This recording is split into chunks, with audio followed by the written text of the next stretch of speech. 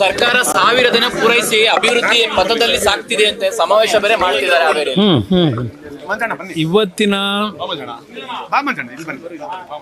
ಕಾಂಗ್ರೆಸ್ ಸರ್ಕಾರ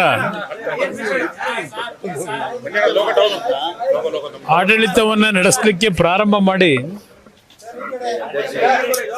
1000 ದಿನಗಳನ್ನ ಪೂರೈಸಿರ್ತಕ್ಕಂಥ ಹಿನ್ನೆಲೆಯಲ್ಲಿ 1000 ದಿನಗಳ ಸಂಭ್ರಮವು ಇಲ್ಲ, ಅದೆಂಥದ್ದು 1 ಲಕ್ಷ ಹಕ್ಕುಪತ್ರ ಕೊಡೋದು,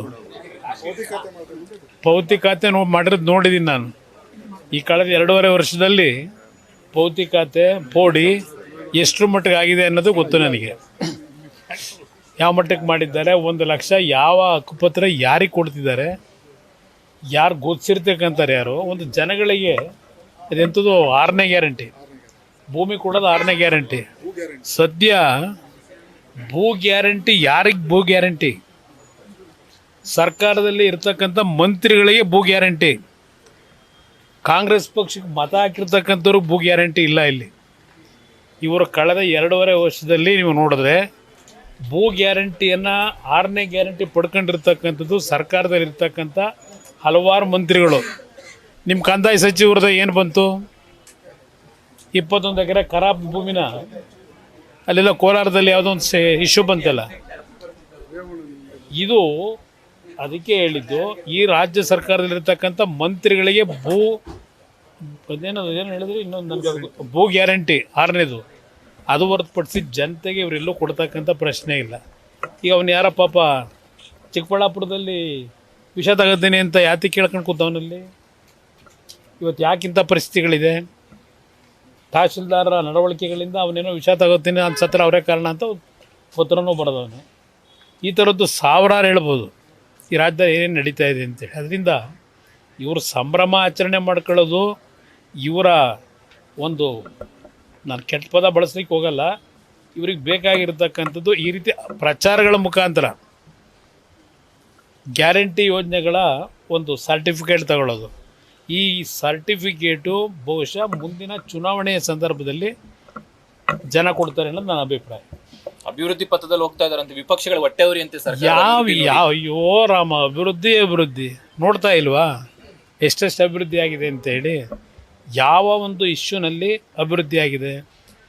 ಈ ವರ್ಷದ ಕಳೆದ ವರ್ಷದ ಬಜೆಟು ಘೋಷಣೆ ಮಾಡಿದ್ದು ಎಷ್ಟು, ಆಯವ್ಯಯದಲ್ಲಿ ಇಟ್ಟಿದ್ದೆಷ್ಟು, ಖರ್ಚು ಮಾಡಿದ್ದೆಷ್ಟು, ಈ ವರ್ಷ ಎಷ್ಟಿಟ್ಟಿದ್ದಾರೆ, ಎಷ್ಟು ಖರ್ಚು ಮಾಡ್ತಾರೆ, ಅದೆಲ್ಲ ಜನಗಳ ಮುಂದಿಡಿ.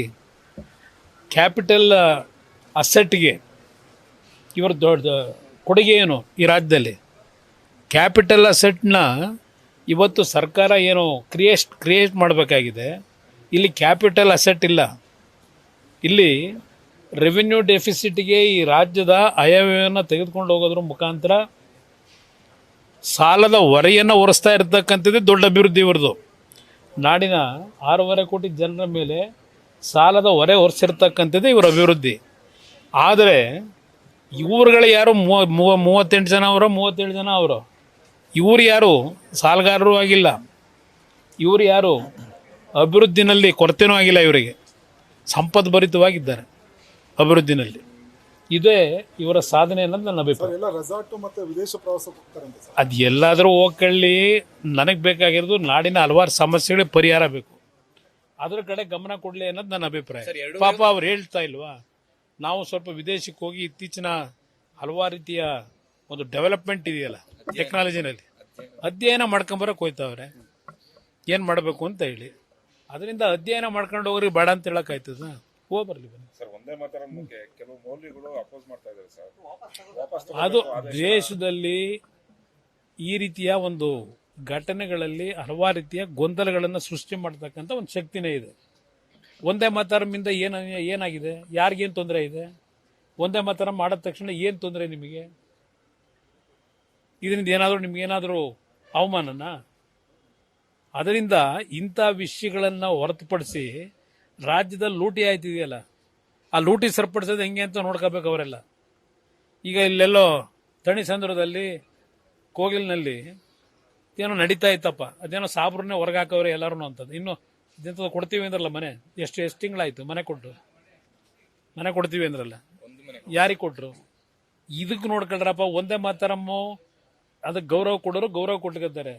ನೀವು ಬೀದಿಲಿ ಮಲಗಿದ್ದೀರಲ್ಲ, ಆ ಒಂದೇ ಮಾತರಂ ವಿರೋಧ ಮಾಡೋರು, ಅದಕ್ಕೆ ಏನು ಮಾಡಬೇಕು ಅನ್ನೋದು ಯೋಚನೆ ಮಾಡ್ಕೊಳ್ಳಿ ಅನ್ನೋದು ನನ್ನ ಅಭಿಪ್ರಾಯ. ಸರ್, ಸಿಬಿಐ ಚುನಾವಣೆಗೆ ಸಂಬಂಧಪಟ್ಟಂಗೆ ರಾಮ್ ಮಾಧವ್ ಅವರು ಕೂಡ ಮುಂದಿನ ವಾರ ಬರ್ತಿದ್ದಾರೆ ಅಂತ ಅವ್ರ ಜೊತೆ ಇಲ್ಲ, ಎಲ್ಲಾ ಪಕ್ಷಗಳು GBA ಒಂದು ಚುನಾವಣೆ ಇರ್ಬೋದು, ಜಿಲ್ಲಾ ಪಂಚಾಯತಿ ತಾಲೂಕ್ ಪಂಚಾಯತಿ ಚುನಾವಣೆಗೆ ಸಿದ್ಧತೆ ಮಾಡ್ಕೊಳ್ಳೇಬೇಕಾದಂಥ ಪರಿಸ್ಥಿತಿ, ಚುನಾವಣೆ ಇವತ್ತು ಆಗತಕ್ಕಂಥ ವಾತಾವರಣ ಇದೆ. ಆ ನಿಟ್ಟಿನಲ್ಲಿ ಎಲ್ಲ ಪಕ್ಷಗಳು ನಾವು ತಯಾರಿ ಏನು ಮಾಡಬೇಕು ಮಾಡ್ತಾ ಇದ್ದೇವೆ. ನಮ್ಮ ಪಕ್ಷವೂ ಸಹ ಇವತ್ತು ಸಭೆ ಕರೆದಿರ್ತಕ್ಕಂಥದ್ದೇ ಬೆಂಗಳೂರಿನ GBA ಚುನಾವಣೆ ದೃಶ್ಯದಲ್ಲಿ ಏನೇನು ಮುಂದಿನ ನಮ್ಮ ನಡೆ ಇರಬೇಕು ಅಂತಕ್ಕಂಥ ಚರ್ಚೆ ಮಾಡಲಿಕ್ಕೆ ಸರ್, ಮೈತ್ರಿ ವಿಚಾರವಾಗಿ ಇನ್ನೂ ಫೈನಲ್ ಆಗಿಲ್ಲ. ಏನ್ GBA ಮತ್ತೆ ಮೈತ್ರಿ ಹೌದು, ಮೈತ್ರಿ ವಿಷಯದಲ್ಲಿ ಈ ಕ್ಷಣದವರೆಗೆ ನಾವೇನು ಚರ್ಚೆ ಮಾಡಿಲ್ಲ. ಚರ್ಚೆ ಯಾವಾಗ ಇದಕ್ಕೆ ಮಾಡಬೇಕು ಸಮಯಕ್ಕೆ ಆಗ ಮಾಡ್ತೀವಿ. ಕೆಲವೊಂದು ಕ್ಷೇತ್ರಗಳಿದೆ ಮಂಡ್ಯದಲ್ಲಿ ಈಗ ಮೈತ್ರಿ ಬೇಡ ಅಂತಿದ್ದಾರೆ. ಬೇರೆ ನೋಡಿ, ನಾನು ವ್ಯಕ್ತಿಗಳ ಹೇಳಿಕೆಗಳ ಬಗ್ಗೆ ನಾನು ಚರ್ಚೆ ಮಾಡ್ಲಿಕ್ಕೆ ಹೋಗಲ್ಲ. ಒಂದೊಂದು ಪಕ್ಷದಲ್ಲಿ ಒಂದೊಂದು ರೀತಿಯಲ್ಲಿ ಚರ್ಚೆಗಳು ಮಾಡ್ತಾರೆ, ಕೆಲವರು ಮಾತನಾಡ್ತಾರೆ. ಅದು ಮಾತನಾಡ್ತಕ್ಕಂಥದ್ದು ಅದೇ ಅಂತಿಮ ಅಲ್ಲ. ಇನ್ನೂ 2 ವರ್ಷ ಇದೆ ಅಸೆಂಬ್ಲಿ ಚುನಾವಣೆ, ಜಿಲ್ಲಾ ಪಂಚಾಯತಿ ಚುನಾವಣೆನೂ ಇನ್ನೂ 4-5 ತಿಂಗಳಿದೆ. ಆ ಸಮಯ ಬಂದಾಗ ಚರ್ಚೆ ಮಾಡೋಣ. ವೈಯಕ್ತಿಕವಾಗಿ ಕೆಲವರು ಮಾತನಾಡ್ತಕ್ಕಂಥದ್ದೇನಿದೆ ಅದಕ್ಕೆ ನಾನು ಉತ್ತರ ಕೊಡೋದು ಅನವಶ್ಯಕ ಅನ್ನೋದು ನನ್ನ GBA ಚುನಾವಣೆ ಹೈಕಮಾಂಡ್ ಹಂತದಲ್ಲಿ ನೀವು ಮಾತುಕತೆ ಮಾಡ್ತೀರಾ? ಇಲ್ಲ, ನೋಡೋಣ ಯಾವ್ಯಾವ ಥರ ಆಗುತ್ತೆ ಅಂತ ಹೇಳಿ ನೋಡ್ಕೊಂಡು ತೀರ್ಮಾನ ಮಾಡಿ. ಮೈತ್ರಿ ಹೋಗ್ಬೇಕು ಅನ್ನೋ ನಾನು 100 ಬಾರಿ ಹೇಳಿದ್ದೇನೆ, ಮೈತ್ರಿಯ ವಿಷಯದಲ್ಲಿ ನಾವು ಸಂಪೂರ್ಣವಾಗಿ ಮುಕ್ತವಾಗಿದ್ದೇವೆ.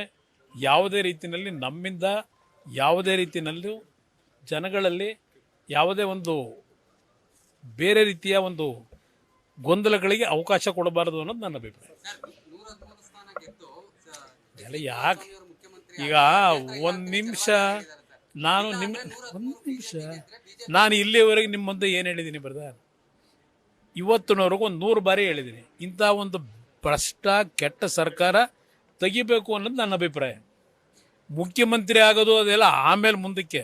ನಾನು ಹೇಳಿರ್ತಕ್ಕಂಥದ್ದು ಈ ರಾಜ್ಯದಲ್ಲಿ ಒಂದು ಉತ್ತಮವಾದಂಥ ಸರ್ಕಾರ, ಜನಪರವಾದಂಥ ನಿಜವಾದ ಜನತಾ ಸರ್ಕಾರ ಬರಬೇಕು ಅನ್ನೋದು ನನ್ನ ಅಭಿಪ್ರಾಯ. ಜನಗಳ ಭಾವನೆಗಳಿಗೆ ಸ್ಪಂದಿಸ್ತಕ್ಕಂಥ ಸರ್ಕಾರ ಬೇಕು.